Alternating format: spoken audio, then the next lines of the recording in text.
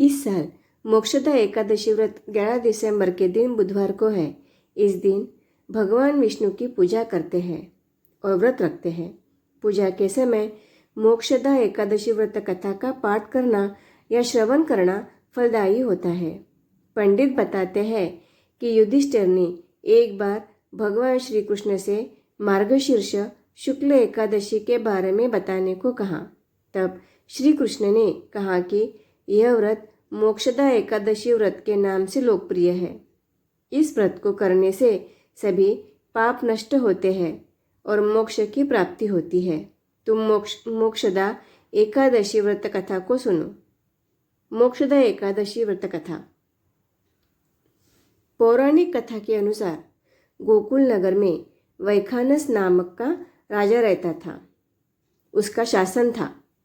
एक दिन वह सपने में देखा कि उसके पिता नरक में हैं और कष्ट भोग रहे हैं। सुबह होते ही उसने अपने दरबार में विद्वानों को बुलाया और उनसे अपने स्वप्न के बारे में बताया। राजा ने बताया कि उसके पिता ने कहा कि वे नरक में पड़े हुए हैं। वे यहाँ पर नाना प्रकार के कष्ट सहन कर रहे हैं। तुम नरक के कष्टों से मुझे मुक्ति दिलाओ। राजा ने कहा कि उसने जब से यह स्वप्न देखा है तब से बड़ा ही परेशान और चिंतित है। राजा ने सभी विद्वानों से कहा कि आप सभी इस समस्या का कोई उपाय बताएं जिससे वह अपने पिता को नरक के कष्टों से मुक्ति दिला सके। यदि पुत्र अपने पिता को ऐसी स्थिति से मुक्ति नहीं दिला सकता तो फिर उसका जीवन व्यर्थ है। एक उत्तम पुत्र की अपने पूर्वजों का उद्धार कर सकता है। राजा की बात सुनने के बाद सभी विद्वानों ने कहा कि यहाँ से कुछ दूर पर ही पर्वत ऋषि का आश्रम है। वे त्रिकालदर्शी है। उनके पास इस समस्या का समाधान अवश्य ही होगा। राजा अगले दिन पर्वत ऋषि के आश्रम में पहुँचे। उन्होंने प्रणाम किया तो पर्वत ऋषि ने आने का कारण पूछा। राजा ने आसन ग्रहण करने के बाद अपनी सारी बात पर्वत ऋषि को बताई।